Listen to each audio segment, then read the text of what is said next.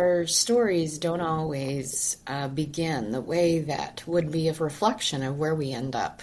And mine is very much in alignment with that statement.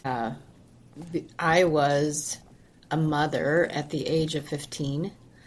And you remember where you were when you were 15? And it's like sometimes we forget what that was like. And it wasn't by choice. So there was abuse involved and things like that. So there is a lot to process. So I am a very injured, scared, angry, terrified, and a mom, all mixed into one, and beginning my journey. But I had an experience with God at a very young age, and so I was developing a relationship with Him.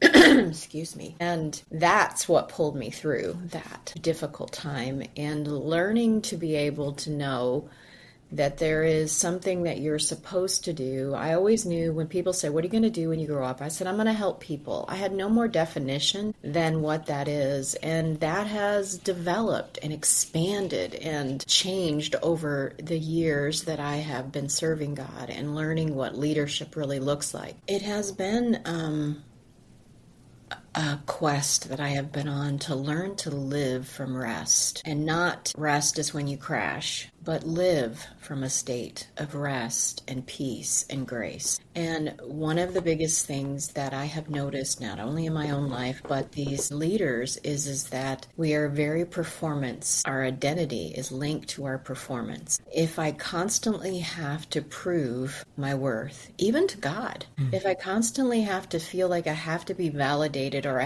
there's this next thing, because there's always another thing. Whatever project, whatever goal, whatever it is, we never celebrate what has actually happened. We're always going for the next thing. And that's exhausting. And it also creates that state of unrest on the inside.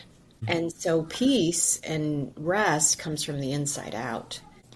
I have been under all different kinds of serving, and one of the biggest revelations to continue to realize is leadership is not a title. Leadership isn't a name on your door or any of those things. Leadership is serving. And there's so many people who are truly leaders that may not carry a title. It's something that comes from, I believe, God. It isn't something because I was a leader when I didn't have a title. I led in every place that I was, and I didn't often recognize what was going on in my life because of my own insecurities. And so learning to be able to recognize just all I need to do is to be who I am in every room I'm in, Zoom room, real room, whatever, any room I'm in, and be who God has called me to be, say what He's called me to say, and be authentic and serve. And how can I serve you? To me, that is true leadership.